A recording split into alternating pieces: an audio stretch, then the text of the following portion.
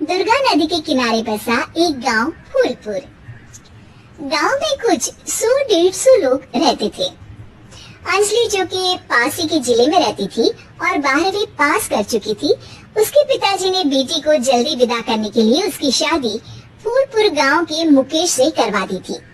मुकेश कभी स्कूल नहीं गया था और इस कारण वो पढ़ा लिखा नहीं था और बाकी गांव वालों की हालत भी मुकेश जैसी ही थी। मुकेश के घर में उसके माता पिता भी रहते थे। सासू माँ, मैं बाहर मंदिर तक जा रही हूँ, आधे घंटे में आ जाऊंगी। अरे अभी कहीं जाने की जरूरत नहीं है, चुपचाप जाके रसोई में रात के खाने की तैयारी करो। और ये घूंघट क्यों हटा लिया है तुमने? क्या पता नहीं कि इस गांव में औरतें बिना घूंघट के नहीं रहती। रात में अंजलि छत पर जाकर अपनी मम्मी से बात कर रही होती है। तभी गांव की 3-4 औरतें उसे देख लेती है और दरवाजे पर आकर उसके सास से शिकायत करने लगती है।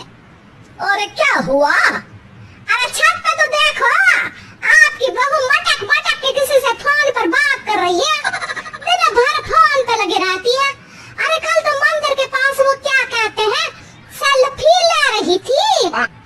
शहर की बहू रखना अच्छा शान की बात है, पर देखना इसके लक्षण से ये तो तुम्हारे परिवार को बदनाम ना कर दे। ये पहली बार नहीं था जब सास से गांव के लोगों ने अंजलि की बुराई या शिकायत नहीं की हो।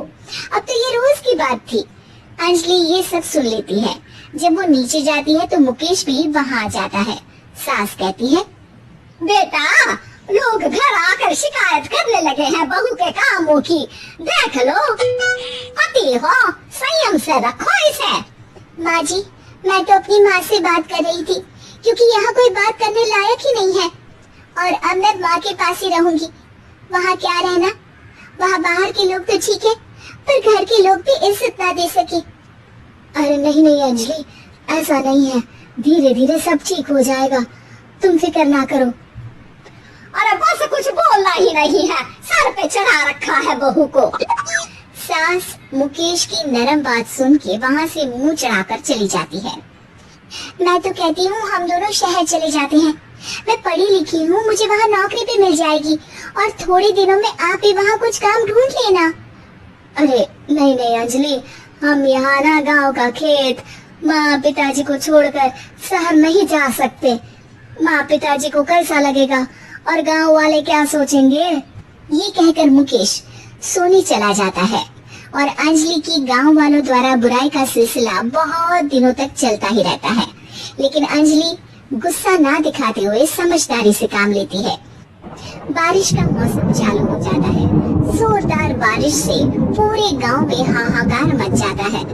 दुर्गा नदी में बाढ़ आ जाती है और बाढ़ का पानी पूरे गांव की फसल तबाह कर देता है।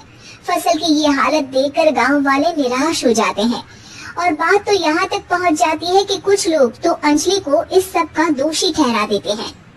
अरे पूरी फसल तबाह हो गई, पता नहीं किसकी नजर लग गई है।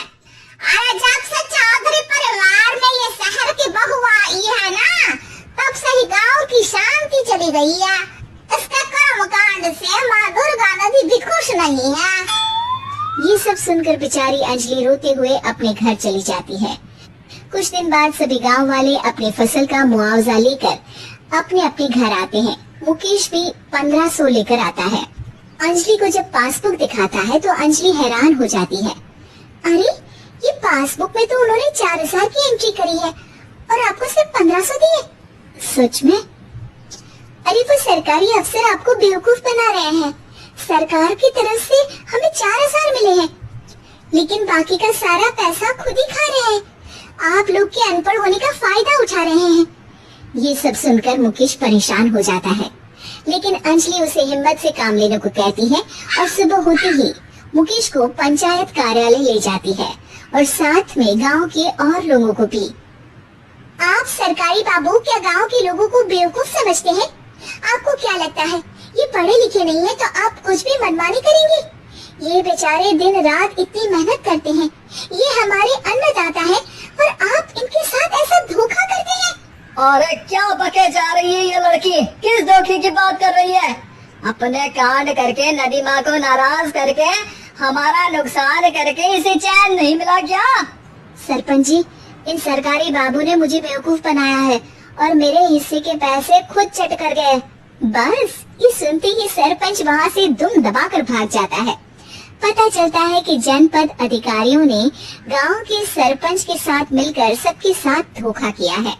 सब लोगों का विरोध शुरू हो जाता है और आखिर में अधिकारी सब गांव वालों के हिस्सों के बचे हुए पैसे उन्हें लौटा देते हैं और कई दिन तक सरपंच गांव में लौटता ही नहीं।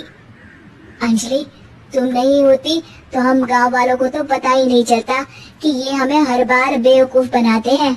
हाँ हाँ अंजलि बेटी, हमें माफ कर दो। हम सब तुम्हें बुरा भला कहते रहे, लेकिन तुमने ही आज हमें बेवकूफ बनाने से बचाया है। हमें तुम पर गर्व है बेटी। अब समझ आया कि सरपंच तुमसे नहीं, तुम्हारे पढ़े लिखे होने से नफरत करता था। क्यों ना इस बार हम अंजलि को ही सरपंच पद के लिए चुन ले? क्या कहते हो गांव वालों? पढ़ी लिखी सरपंच। बस पूरा गांव अंजलि के लिए ताली बजाता है और अंजलि की सास उसे खुशी से गले लगा लेती है।